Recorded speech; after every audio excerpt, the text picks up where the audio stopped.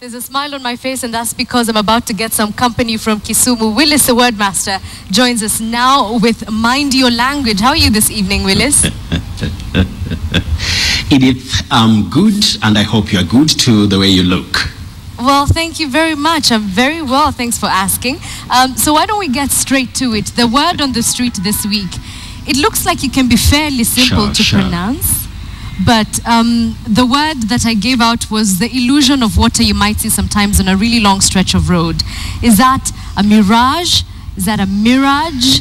Is that mirage? How exactly are you supposed to pronounce this word? There are several mispronunciations of this word, but when we are talking about RP, that is received pronunciation or its approximations, we have two acceptable soundings. We say mirage with a stress on the first syllable, but we also have the stress on the second syllable. You can say mirage, mirage. So mirage or mirage. So mirage or mirage with a very soft G, you said? Yes. All right, the second word. This is something I do very well. I make very tasty food all the time, and therefore people say that my food is it delicious? Is it delicious? Is it delicious? What's the proper way to pronounce this word? You've tickled me there.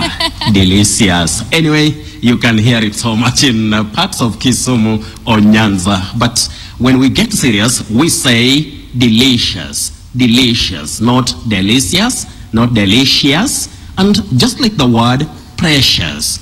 Precious, not precious, not precious. Delicious. All right, I like that.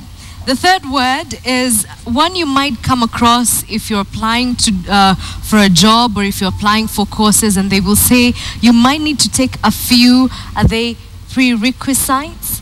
Prerequisite? Prerequisite? Prerequisite? I must admit I don't even know what the proper way to say this word is. Edith, that word is very tricky. Among the very tricky English words to pronounce, we say prerequisite.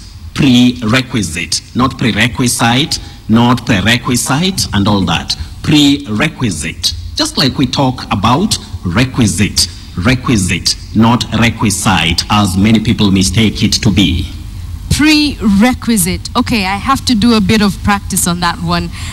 The next word is one which I know. The next word of yours have probably seen in the newspapers lately or have heard it on TV. It's being used in place of referendum. So is it a plebiscite or is it a plebiscite? Both are allowed. Alternative pronunciations of that word. You can say plebiscite without the glide. The vowel glide may not be there, so you just say plebiscite. But remember, when you say plebiscite, that is also acceptable. So plebiscite and plebiscite for referendum. Plebiscite and plebiscite. Okay, Willice, we're about to get to Caroline. Sure. Caroline's question. She wrote to us from Buruburu in the capital. I like it when our viewers send us questions. And she said, please ask Willice, how do you pronounce? Is it domestic chores? Is it domestic chores? Is it domestic chorus? I know I'm stretching it a little. Edith, sometimes you really make me feel good when we are doing the program because you know how to give varieties for us also to think about ourselves or to reflect on what we hear in the society. Yes. So we say domestic chores, chores. We don't have sound k. We say ch for ch. That is the digraph, what we may call a consonant digraph c and h, combining to form the sound ch. Chores, domestic chores or house chores. Domestic chores. Okay, Caroline, there you go. Your word has been pronounced. I've run out of words, and because of all your technical terms, I'll just leave it to you to give us a surprise word of the day. Well, the surprise word for today, there is a bird which we call in Kiswahili mbaazi. Mbaazi. Many people say pigeon, pigeon, but that is not the correct pronunciation for that word. You better say pigeon, pigeon, not pigeon. So that makes my surprise word for tonight. And I don't know how you feel. Pigeon. Okay. So the EO takes the sound of an I.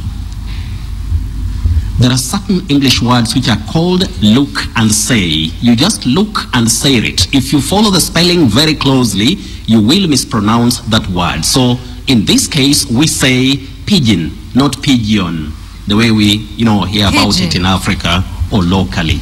Yes. Oof. Okay, Willice, thank you very much. I don't know about our viewers, but I've certainly learned quite a few things today. Thank you for making time to be with us. Thank you, and see you next Friday. Always, it's important for people to remember that such pronunciations are useful when it comes to serious careers or careers of serious communication. All right, well, you had the man, and remember, if you want to ask him questions about how to pronounce certain words, you can reach him directly on Twitter.